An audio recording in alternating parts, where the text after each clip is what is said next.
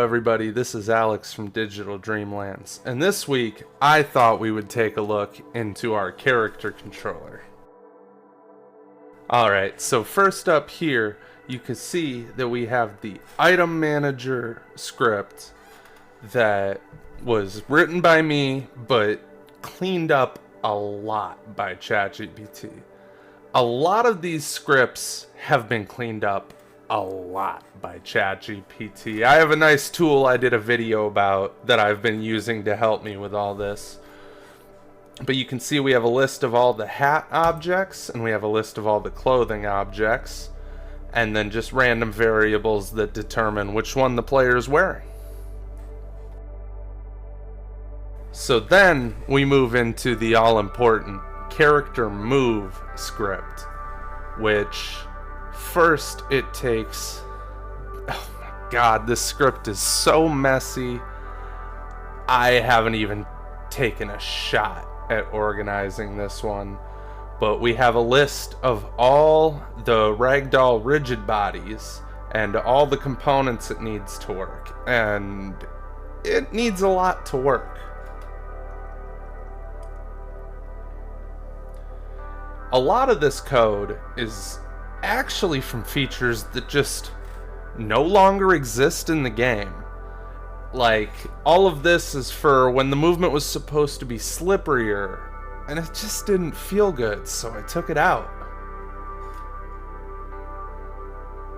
I honestly don't even know what half of this script does, and I wrote it, but it's a lot.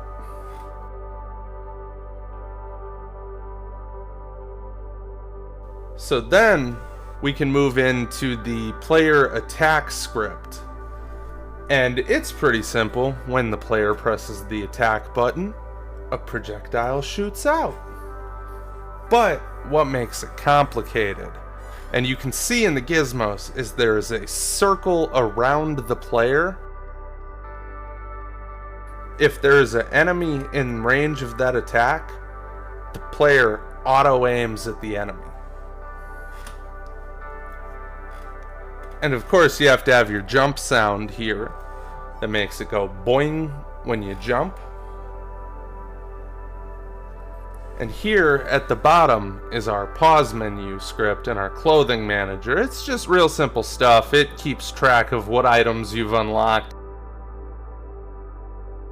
It's all in testing phase. It'll get way more complicated as Paul starts churning out more accessories for your player. One of the coolest things that brought me into this project is I love ragdolls and I love physics, and I love watching the character flop around on screen. It's so funny. And so basically what my player move script does is it acts one way when the player's actually like playing, but as soon as he becomes ragdolled, it deactivates all of that and turns on the rigid bodies.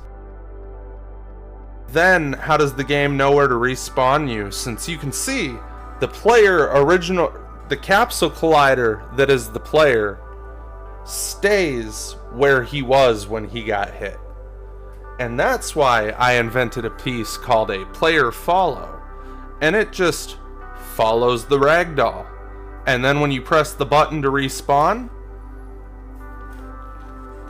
boom, it spawns you right where the ragdoll is. It took me a while to figure that one out, and I'm proud of that one.